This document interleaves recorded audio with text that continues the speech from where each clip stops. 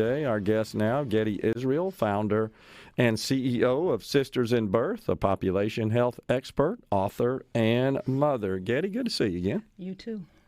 So you were pursuing, help me understand this, a possible grant from the Community Health Project. This is funded through, I believe, the Senate. There's a Senate and a House aspect of this, but from Labor, Health, and Human Services Committee.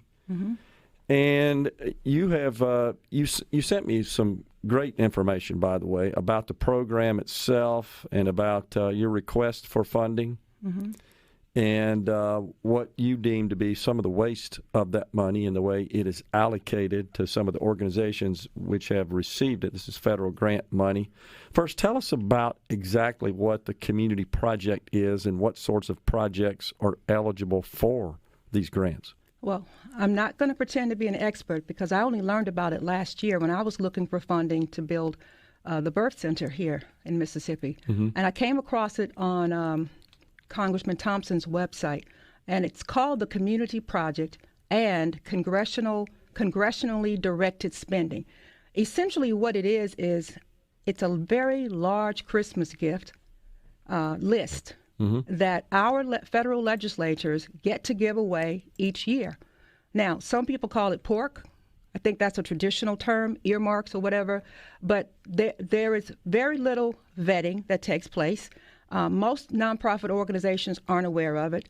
I've spoken to probably 20 different state senators and representatives here who've never heard of it. And so if you're not, I guess, politically connected to our federal senators and legislators, you don't know that this money even exists. What is it for? There are a host of categories, from transportation, water, environment. You have to be a nonprofit organization or a government organization, local, county, or state government organization to apply. You cannot be for profit. That's ineligible. And so the application is very short. There's no formal introduction to the process. No one announces it, so most people don't know it even exists. There's no announcement. There are no town hall meetings or conference calls to make nonprofit organizations, the very small ones like mine, who don't have lobbyists, who are not in the know, aware that this funding is even coming. It comes available every March. The deadline this year for the Senate was March 30th. Last year, I applied through the House, Congressman Thompson. The deadline was in April. Okay. And so the application is very short. What they're primarily interested in is your budget. There may have been 2 or 3 lines for your mission and your purpose. They didn't ask for a proposal. They didn't ask for evidence-based information. And you're simply filling out a short application that then goes to the committee, not the committee, the staffers within the legislator's office. And then they apparently look at it and decide whether or not they're going to recommend it to the Committee of Labor, Health and Human Services and Education and all the other committees for funding. Now, here's what I've learned. Once your organization and your project is placed on that list, you get funded. I've talked to the General Accounting Office. I've talked to OIG for Health and Human Services. I've gone everywhere I could go to learn how this process works because the staffers won't tell you. They don't provide you with anything you can read other than this year I managed to get the guidelines. Last year I got nothing but an application. So you're really stumbling around in the dark trying to make sure you adhere to the criteria.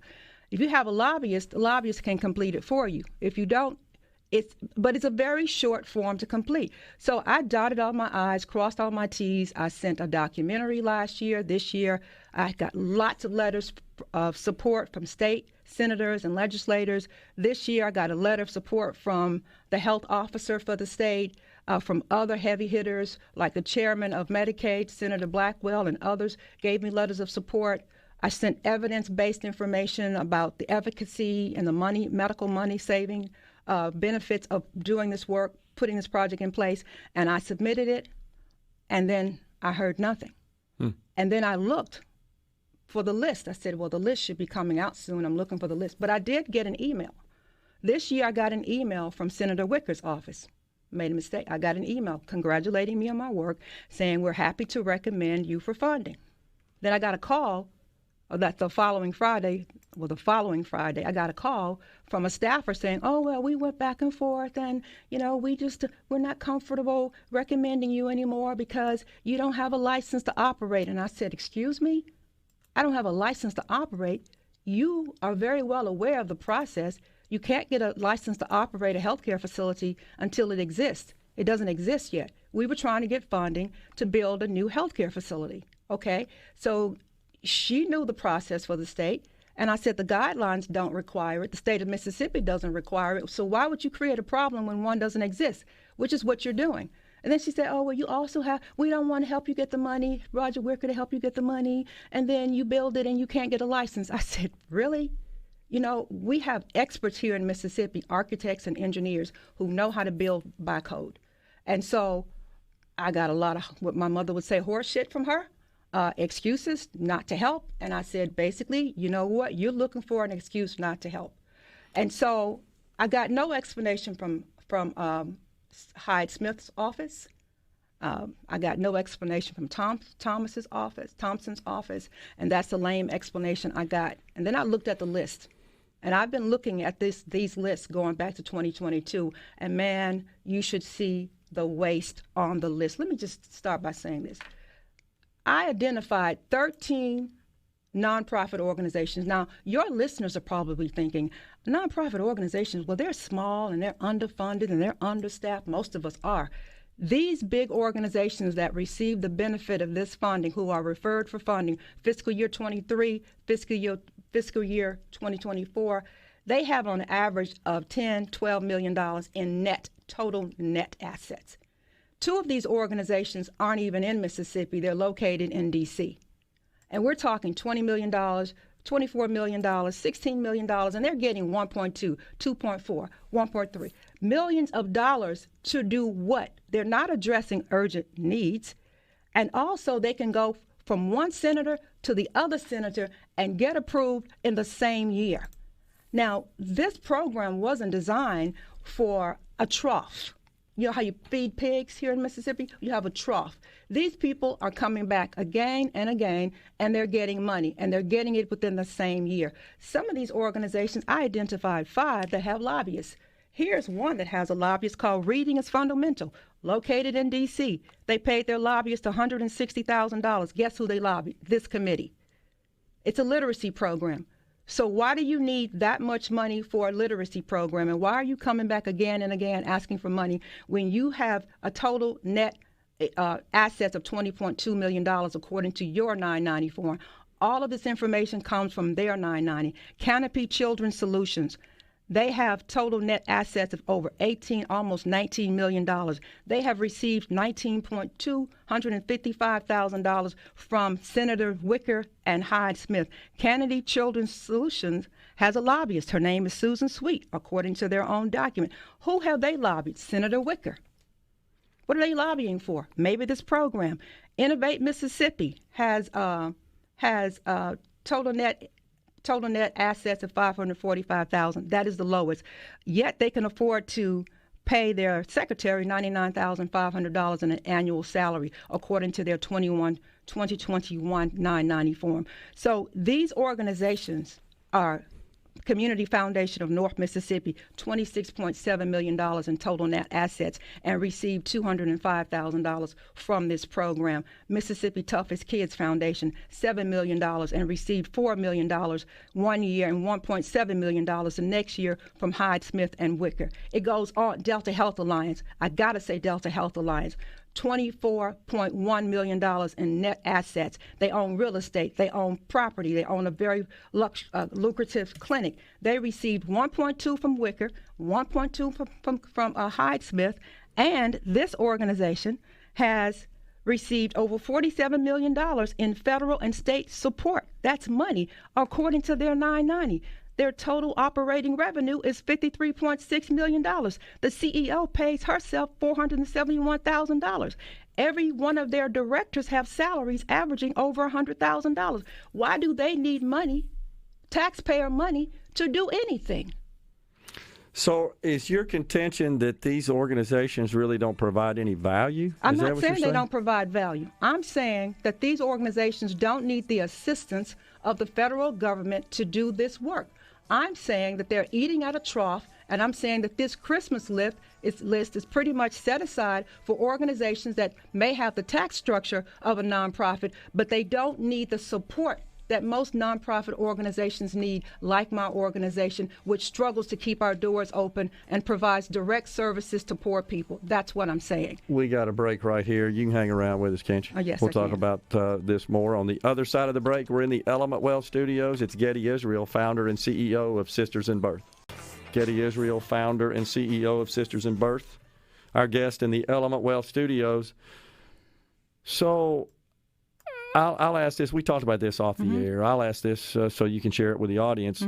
Is your contention that these organizations really aren't providing value to society, or is it that they just don't need the money to discharge their mission?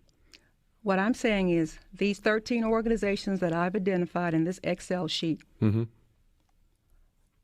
according to their total net assets on their 990 forms, do not need this level of assistance, financial assistance from the people. This is taxpayer money that our legislators are freely giving to these organizations, even though they are well endowed. That's what I'm saying. Okay. I'm not saying they're not providing a valuable service. It's not for me to judge that. It's for the society will judge that.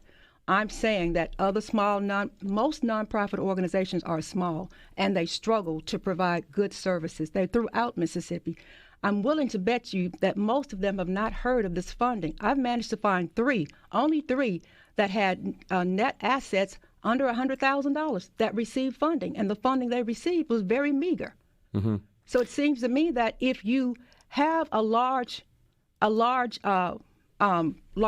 you have a large budget, 13 million, AAA ambulance services, $13 million, why would they need to go to the federal government and get 2.7 to buy equipment? Come on, man. Because they can.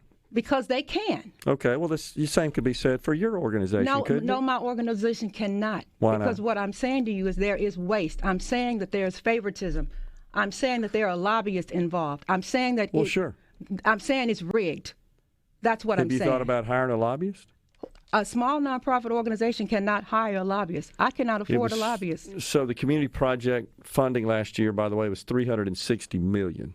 For 2022, $9.2 billion was awarded across this country for the community project. For Mississippi, I'm not sure, but I will say this. Mississippi received between, I think, $320 million and $330 million. Okay, so I think that's all congressionally directed spending, of which this is part of that. It is. Right, yeah. It is. Okay.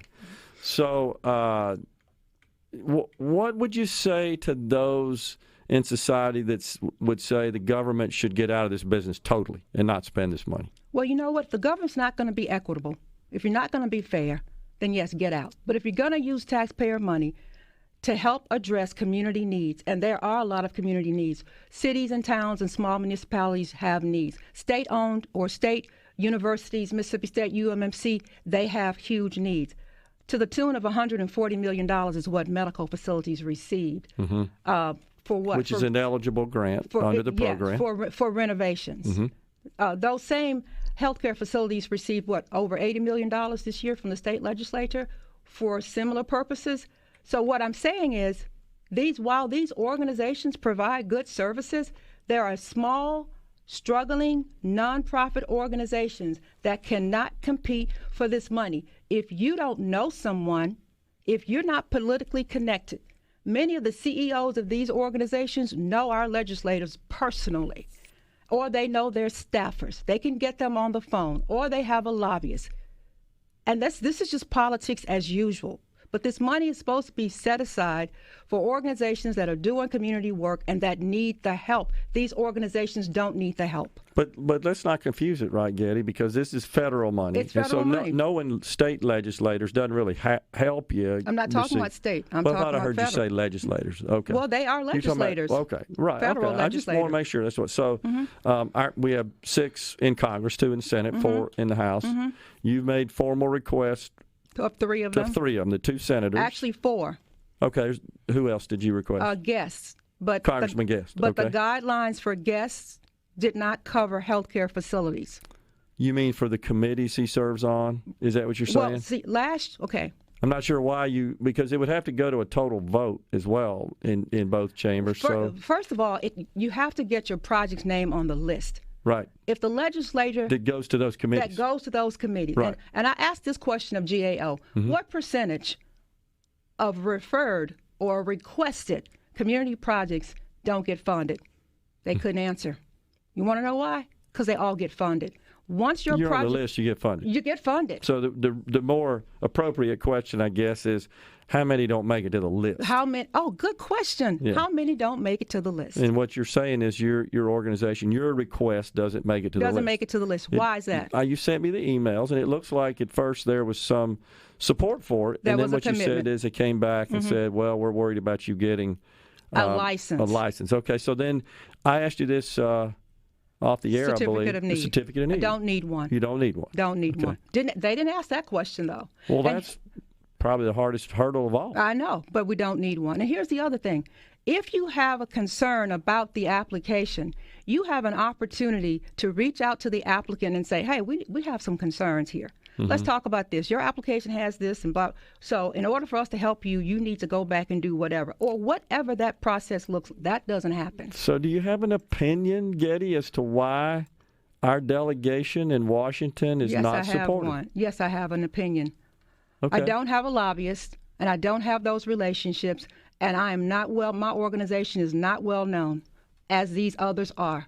My organization is not well endowed. We know that money speaks in this society, and I don't have the money to speak that loudly. I don't have those relationships. So I cannot influence what these people do, okay? And here's the other thing. Cindy Hyde-Smith and Wicker claim to be pro-life senators. Ben Thompson doesn't claim to be anything.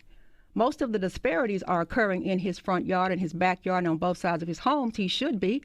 But they do, on record, and yet they didn't give one dime to my project, and I serve pregnant women. Talk about your project, Getty. The project is to fund Mississippi's first freestanding birth center, all right? So that nurse midwives will have the opportunity to provide all the care that they currently provide, but in addition to that, they can deliver the babies. Now, I've worked since 2020 with the state of Mississippi to change regulations to make it more conducive to doing something like that here. Women in Mississippi want access to midwives. And in order for me to give them access to the full scope of services, I got to build a freestanding birth center, which does not exist in Mississippi, in order for them to do their work. If women want this, why don't we give it to them? Why won't our legislature or our delegation support something as simple as giving women a choice for birth, for prenatal care? So is this would this be considered an alternative to the traditional birthing at a hospital? Actually, midwifery is really our tradition. Prior to 1950, particularly among black women, 90% of black babies were delivered by a midwife. So we have a rich tradition of midwifery in Mississippi.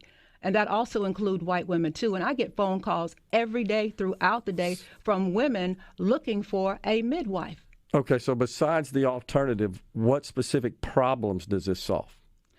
We can significantly reduce C-sections. We talked about C-sections the last time we were on the show. Unnecessary medical inductions, providing women with more time. Midwives spend on average of 30 minutes or more with their patients. Their approach is more holistic. There's more education. There's more support.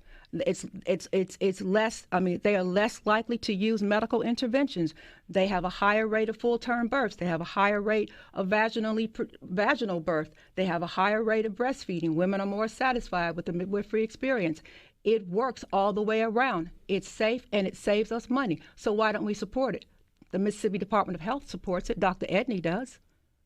And have you shared that piece of information with our Washington delegation? I got a letter of support Edney? From him. Okay. And I sent it to both of them. Didn't make a difference. What's your next step? I'm raising money privately from outside the state of Mississippi because it seems clear to me that our leaders, I've gone to the state, Senator Butler and Blackwell and some others have tried to secure funds from me on more than one occasion, and each time the bill dies in committee. The pro-life senator from Vicksburg, for some reason, from Warren County, won't support it. And So we've tried to raise money from corporations. We've tried to raise money from foundations. Now we're going outside the state of Mississippi from private funders to get the money. Have you thought about getting your organization eligible for the state income tax credits that are available for like CPCs? I tried. I couldn't get approved because for whatever reason, even though we don't provide abortion services, we couldn't qualify. Believe me, I went all the way to the Attorney General's office. Well, Center for Pregnancy Choices centers, of course, provide alternatives and support for in lieu of for pregnant women. I understand that. We could not get approved because we are not considered a pro-life organization. There's some of them listening to us today that maybe could take that up. So, but I appreciate you coming in and explaining. I appreciate you listening. Yes, ma'am. Thank you. We're coming right back with more in the Element Wealth Studio. Stay with us.